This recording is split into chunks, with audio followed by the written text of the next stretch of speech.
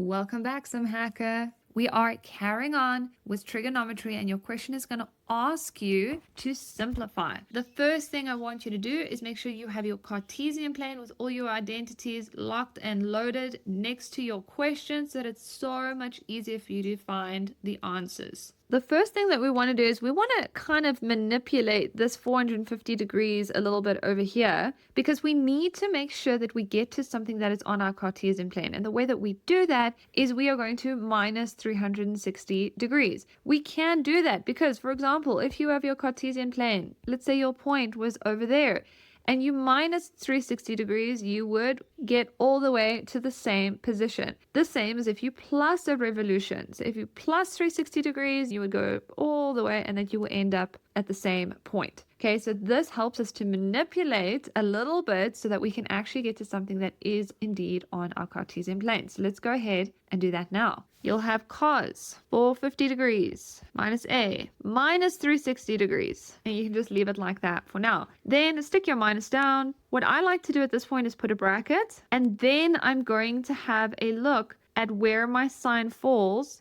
in the 180 degrees plus quadrant. So can you see we are working in this quadrant over here, and sine is going to be negative. So let's stick it in our bracket. I like to do this so that I make sure that my signs are correct. That's going to be all over sine a minus 180 degrees. But you need to make sure that your degrees is first, right? So what do we have to do? We have to manipulate this negative 180 degrees to get something that is on our Cartesian plane. So again, what we're going to do here is we're going to add a revolution. We're going to add 360 degrees. Awesome. Now what I'm going to do is move our Cartesian plane just a little bit lower so that we can carry on over here. So now you're going to have cos bracket. Stick 450 degrees minus 360 in your calculator. You're going to get an answer of positive 90. So write it down. And don't forget to put your minus a in at the end. Great. Now we have something that we can work with. That is on our Cartesian plane. Now what I want you to do is multiply that negative into the bracket with negative sign. So you'll have positive sine a all over sine.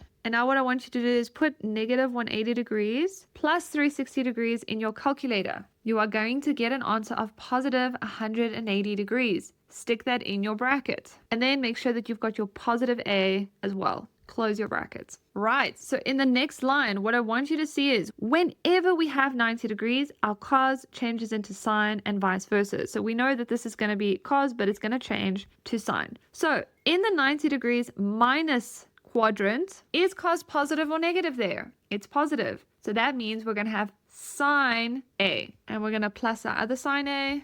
That's going to be all over sine 180 degrees plus. But then we want to ask ourselves, in the 180 degrees plus quadrant, is our sign positive or negative? It will be negative, so we'll be left with negative sine a. Now you can start to simplify even further. Do not forget that you have an invisible 1 in front here. So you have 1 plus 1, that's going to give you 2 sine a all over negative sine a. So what you can do at this point is you can indeed cancel the sine a's, but do not forget that there is an invisible 1 there, right? So technically what you have here is 2 divided by negative 1, and that is going to give you a final answer of negative 2. And if you got that, well freaking done, some hacker. It is 100% correct. Now what you can do is take a quick screenshot of the full memo. But otherwise, that is it for today's Some Hacker. Well friggin' done. When you are ready to move on to the next one, I can't wait to see you there.